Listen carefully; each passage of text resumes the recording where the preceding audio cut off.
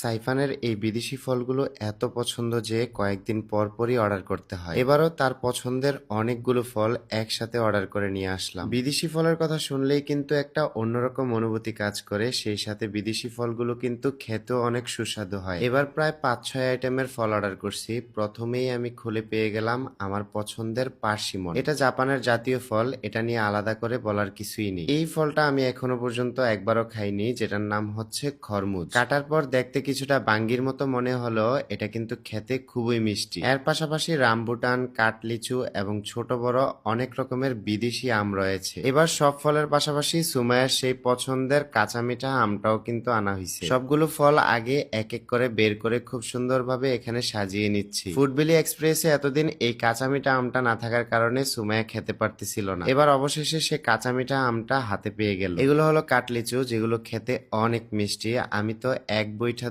সবগুলো খেয়ে ফেলতে পারবো। তাদের প্যাকেজিংটা এত সুন্দর অ্যান্ড প্রিমিয়াম। প্রত্যেকটা ফলই খুব সুন্দরভাবে সাজানো গুছানো, পাশাপাশি একটা ফলও কিন্তু নষ্ট হয়নি। সাইফান তো একের পর এক বক্স খুলতেছে, কিন্তু কোনটা খাবে সে এখনো পর্যন্ত বুঝে উঠতে পারতেছে না। এটা হলো থাইল্যান্ডের থাই সুইট ম্যাঙ্গো, যেটা খেতে মধুর মতো মিষ্টি। এটা এবার একটু বেশি করে আনা হয়েছে, তার কারণ হলো এই আমটা সবারই খুবই পছন্দ। এখন কিন্তু আমের সিজন, আর সাইফানও আম খেতে খুবই পছন্দ করে, এজন্য 3-4 আইটেমের আমই আনা হয়েছে। এই আমগুলো দেখেন কত কিউট এবং কত ছোট, তাও খেতে কতটা মিষ্টি। শুধু বিচি বাদে খোসা সহ পুরো আমটাই খেয়ে ফেলা যায়। আপনারাও চাইলে কিন্তু আমাদের মতো বাসায় বসেই বিদেশি সব ধরনের ফল খেতে পারবেন। আমরা সবগুলো ফলই অর্ডার করছি ফুডবিলি এক্সপ্রেস ফেসবুক পেজ থেকে। শুধু আজকে না, প্রতিবারই কিন্তু বিদেশি সব ধরনের ফল আমরা ফুডবিলি এক্সপ্রেস থেকে নেই। আপনাদের জন্য ফেসবুক পেজটা আমি এই ভিডিওর ডেসক্রিপশনে মেনশন দিয়ে রাখবো। এবার সাইফান সব থেকে বেশি এই কাটলিচুটা পছন্দ করছে, এন্ড এক বইটাতেই মাশাআল্লাহ সে 5 থেকে 6টা খেয়ে ফেলছে। আমি সবসময় চেষ্টা করি সাইফানকে বাহিরের আজে বাজে জিনিসপত্র না দিয়ে